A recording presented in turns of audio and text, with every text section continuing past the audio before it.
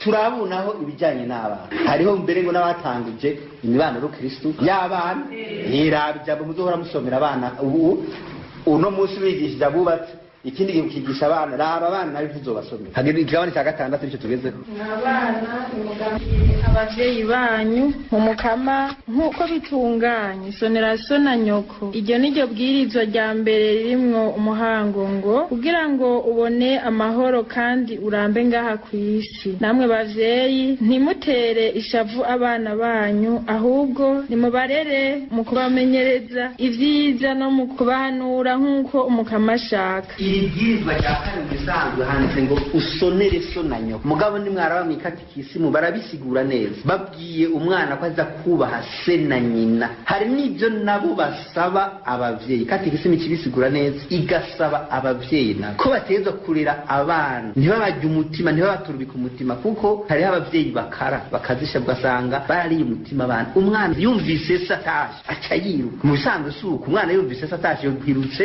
kumuyambira. Mugabo umwana yumvise se agaca yiruka kwinyegera. Urumva aho uba wareze umwana umujya umutima kujya kubona kuri gikoko. Aho naho biragoye ingene umwana uzomubwira ko Imana ari umuvyeyi. Biragoye ingene umwana uzomwigisha ngo Imana ngo dawe wa twese. Jewe dawe atashe urazi inkoni zivuga n'ingumu zivuga. Uwo mwana wo musigurira gute ko Imana ari umuvyeyi wa twese ari dawe kandi azise wiwe ingene ahora mu. Nico gituma abavyeyi nabo babasaba kurera abana ntibabatubike ntibabajye umutima bakabarera mu rupaso. Umurongo wa gatanu abasukiriye abasuku nimugamburukire bashobuja bo ngaha ku isi mubigirane icubahiro n'ubwoba mu bwitonzi bw'umutima wanyu nk'uko mwobigirira Kristo. Mubakorere n'ububanguzi nk'abakorera umukama mube abakorera abantu gusa. Ntazi neza ko umuntu wese niyakora ivyiza azobisanga imbere y'umukama yaba umusuku canke uwidegemvye. Namwe bashebuja nimubagirire gutyo nyene mureke kubahigira mumenye neza ko mwebwe nabo mufise shobuja umwe aba mwijuru kandi ko atanumwe asobanurwa kuri we. Mu gihugu hagati uwo mugwi kenshi ntukunda kuboneka ariko bamwe muri mwe ko bakorera mu gisagara ntibirashika neza ko twumva ko abakozi bajya bakora mu gikoni bajya barera abana abakora mu mirima bajya bakubura bagira isuku ntiturumva neza ko nabo bari mu mubano bariho nabo nyine kuri uyu mubiri wa biriko biraza hamwe hamwe mu paruwasi amwe aho usanga mu gisagara hariho imisa zimwe zigenewe abakozi mu masaha ya saa 9 saa 10 kugira ngo abakozi bariko barakora muhira bashebuja nabo bari gusenga nabo baronka kanya ko kuja gusenga. Umuntu ntahave ariko kuja gusenga kubera yabuze umwanya ari mu bikorwa bya shebuja nabo mugabo bakarama saa 9 saa 10 umuntu yatetse yakoze isuku mu gitondo saa 9 saa 10 agenda saa 10 akaba yasubiye muhira naho nashobora gukora ibyo ku mugoroba. Uwo mwanya amaparuwasi amwe maramaze kuwutunganya. Ico tutarashikako nuko mu mibano y'Ukristo yo mu bisagara usanga hari abakozi benshi bo mu mazu kenshi nibaza ko abakozi batanu sindabijamwo cyane mugabo nibaza abagirisha imibano y'Ukristo mu bisagara abakozi abayaya ababoyi abakora amasuko bamesa baraza mu mibano y'Ukristo. Urumva haza bashebuja n'abayinabuze byumvikana ko nukuraba neza uwo mugwi ntitukure mu mubano y'Ukristo ntitukure ku mubiri wa Kristo ngo dusange bashebuja n'abayinabuze nibo bonyine turiko turakorana mugabo kandi abo nabo bari natwe tugize umubiri umwe wa Kristo nabo. Nico gituma aha Paulo abo bantu ntiyabibagiye ko bari mu mubano y'Ukristo akavuga ati mwabazo nimwubahe mugamburukire bashobuja namwe bashebuja nimubagirire gutyo nyene mureke kubahigira mumenye neza ko mwebwe nabo mufise shobuja umwe. Wowe ufise umukozi akutekera muhira akorera umwana utegereza kugaruka zirikana yuko nawe nyene mugize umubiri umwe wa Kristo ko nahari umusuku wawe mwese ko muri babiri mufise shobuja umwe wo mwijuru imbere y'Imana mwese murabasuku b'Imana. Ibyo mugabo ntivyotuma umusuku yishima kuri shebuja canke agumuka ngo numvise ko twe nawe dufise databuja umwe ngo burebe bicara haranje nicare ngaha dusangira ivyere tukirege oya ni uburyo Pawulo yerekana ko umwe wese mu butumwa ajejwe ateza kumenya ko ari ku mubiri wa Kristo, hama nawe ukamenya ko mugenzi wawe ari ku mubiri wa Kristo, ukamenya ko n'ujya mukozi akorera umwana nawe nyene ari ku mubiri wa Kristo, kugira ngo umenye ingene umufata, umuha iteka, ntuhave umufata nabi, kuko hariho abafata nabi abakozi bawe. Birashika ko umukozi akora ikosa, mugabo umukozi akora ikosa none yari amaze iminsi nka 20 akora, ucumwirukana ngo natahu. Arashobora kuba akoze ikosa nk'uno munsi agateka akazigije, ashobora kuba azigije mugabo ibiro 2 vy'umuceri, none azigije ibiro 2 vy'umuceri, dufate nimba ari ibihumbi 3, yarakoze iminsi 20, ucumwirukana utamuhaye n'itike yo gutaha. Iyo minsi 20 ntaba yarayikoze, aba yarayikoze iyo minsi, mugabo bigashika akakora iryo kosa, mugabo niwe ucumwirukana. Hariho abantu rero baca bitwaza umukozi canke abantu, ndamaze kubibona hamwe hamwe byo narabyiboneye, barondera inyenda muvano yo kwirukana umukozi batamuhevye. Hariho umuntu nzi yaramaze kwirukana abakozi bashika 4,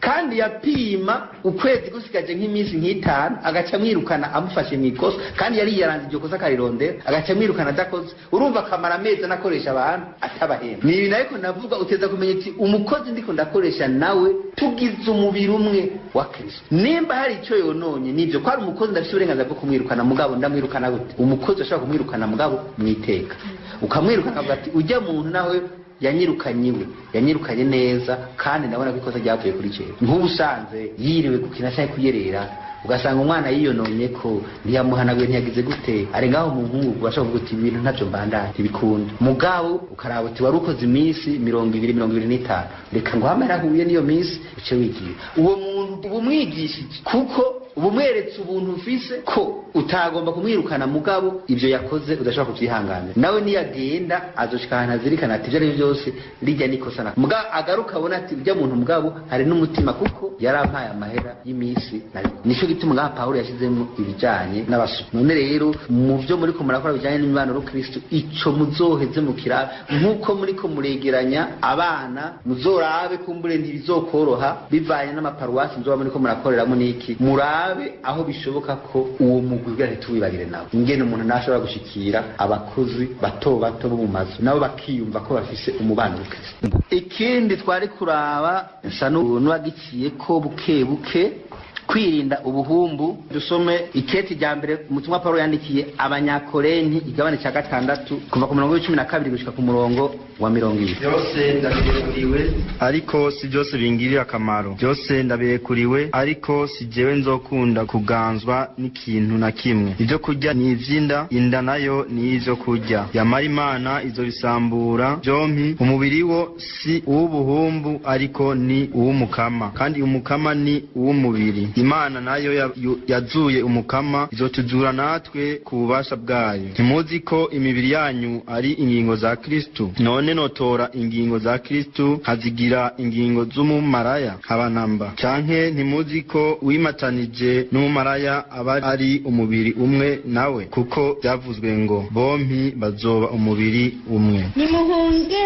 ubuhumbu. Ikindi gicumuro cyose umuntu ashobora gukora ntigifata umubiri wiwe, ariko uwishinga ubuhumbu we abacumuye ku mubiri wiwe. Canke ntimuzi ko umubiri wanyu ari sengero ya Mutima Mweranda ari muri mwebwe kandi mwahawe n'Imana? Ntimuzi kandi yuko mutiganza? Nkako hariho uwatanze ibyo kubagura. Nimuninahaza Imana rero mu mibiri yanyu. Ndakivuze kubera mu nyigisho ya Pawulo muteza kwama iminsi yose biri murategera yuko umubano n'Ukristo ugize umubiri umwe. Ko umubano wa Kristo ugize umubiri umwe, rero murabona ko hagize umwe muri twebwe umubiri wiwe awujana mu buhumbu, mu busambanyi, abasa n'uri karikura kuri Kristo. Bavuga ati umubiri ni ingoro ya Mutima Mweranda. Ujanye muri mu buhumbu rero abawukuye nukuvuga abasa n'uri karikura mu mubano. Yumvikana yuko ico duteza kugishimangira mu mubano n'Ukristo, kugira ngo iyo turiko turavuga ubuhumbu hariho ababona ko kumengo ni ibintu bisanzwe ko umusore azana inkumi akayicikiza bakabana ngaho cyo. Ku mubano n'Ukristo muteza kubona ko ivyo bintu atari vyiza, kuko abo bantu batasezeranye baba bari mu buhumbu. Ico gihe naho abo bantu baba basa nuko bariko barikura ku mubiri wa Kristo, bariko barikura ku mubano n'Ukristo. Hanyuma ikindi naco ni wa mubano uba wakomeretse, kuko tugize umubiri umwe. Abo bantu rero bagiye mu buhumbu batuma umubano usa n'uwukomeye. Pawulo avuga ati iyo hagize umwe muri mwebwe akomereka, ni ukuvuga n'umubiri wose wa Kristo ukomeye. Iyo hagize rero umwe afata umubiri wiwe akawujyana mu buhumbu, n'umubano uri Kristo aba ariko aracyafuza, aba ariko arakomeretse. Ari nacyo gituma mu nyigisho icyo umuntu aragishira ko nacyo nyene, kuko